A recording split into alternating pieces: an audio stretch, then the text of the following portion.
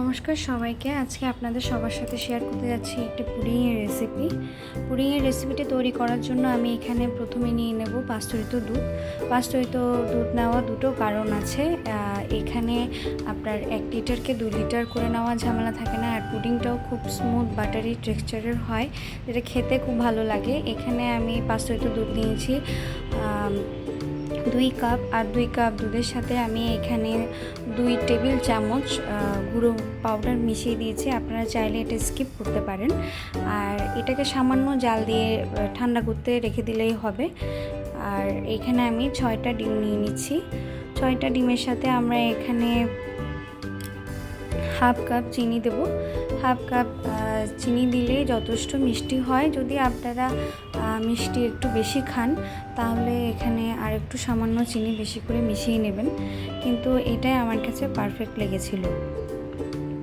আমি এটাকে খুব হালকা হাতে বিট করে নেব, যাতে বেশি ফোম তৈরি হয়ে না যায়, কিন্তু চিনিটা খুব ভালোভাবে মিশে যায়।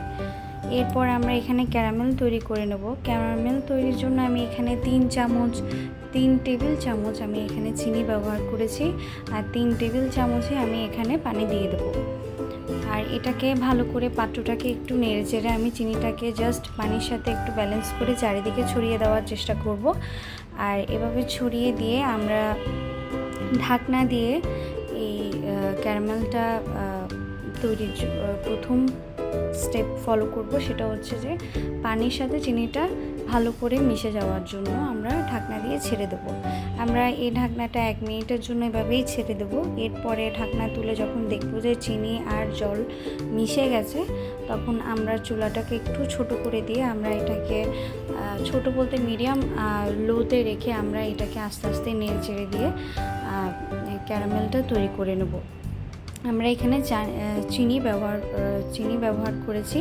তো চিনির প্রথমে যে দানাটা থাকে ক্রিস্টাল টাইপের, তো সেই জিনিসটাই আবার হয়ে যাবে যদি আপনি এখানে চামচ ব্যবহার করেন, বা আমার ক্ষেত্রে এটা হয়েছে যে চামচ ব্যবহার করলেই সেটা আবার ক্রিস্টাল টাইপের হয়ে যায়। তো যার কারণে ক্যারামেল বানাতে অনেক ঝামেলা হয়,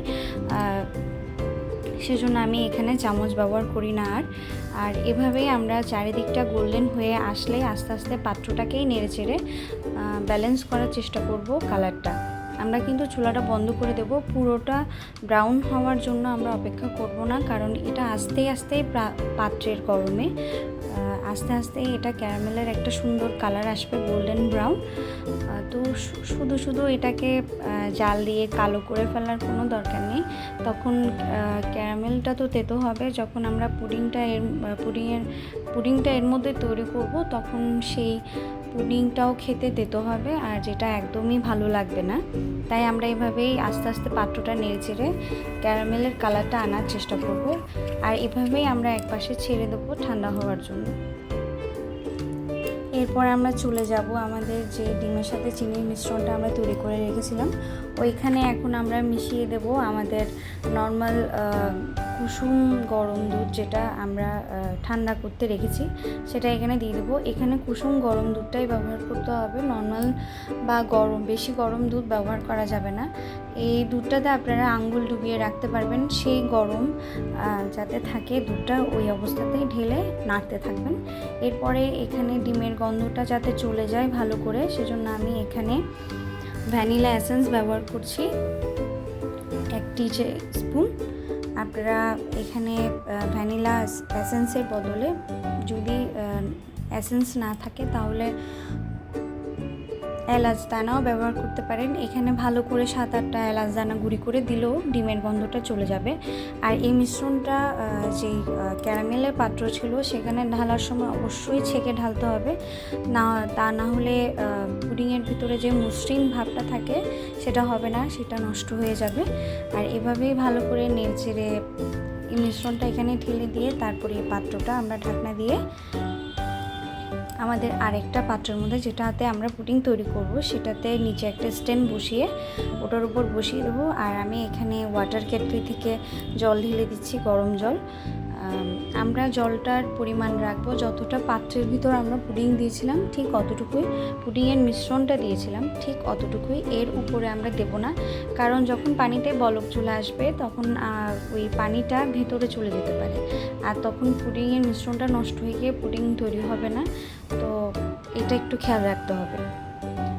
এবার আমরা ঢাকনা দিয়ে মিডিয়াম তাপে রেখে এর মধ্যে এটা আমরা ছেড়ে দিয়ে চলে যাব। আমরা 20 মিনিট পরে ফিরে এসে চেক করে দেখব, ভালো করে চুলা বন্ধ করে সাবধানে পাত্রটা নামিয়ে। এরপর দেখতেই পাচ্ছেন আমার পুডিংটা একদম পারফেক্টলি কুক হয়ে গেছে। আর এই অংশটাই সবচেয়ে বোধহয় স্যাটিসফাইং। আর এক সেকেন্ড যেটা হচ্ছে এই পুডিংটা ঢালার পরে একদম পারফেক্টলি যখন পাত্রে আমরা ঢেলে ফেলতে পারি, সেটা আর একটা সন্তুষ্টপূর্ণ একটা মুহূর্ত। আর এই পাত্রটা অবশ্যই আপনারা রুম টেম্পারেচারে ঠান্ডা করে তারপরেই ঢালবেন, নাহলে হাতে লেগে যেতে পারে, অনেক সময় পুডিংও ভেঙে যেতে পারে। আর এটা ফ্রিজে রেখে। ধন্যবাদ সবাইকে এতক্ষণ আমার সাথে থাকার জন্য। ভালো লাগলে like, share and subscribe to my channel. Thank you.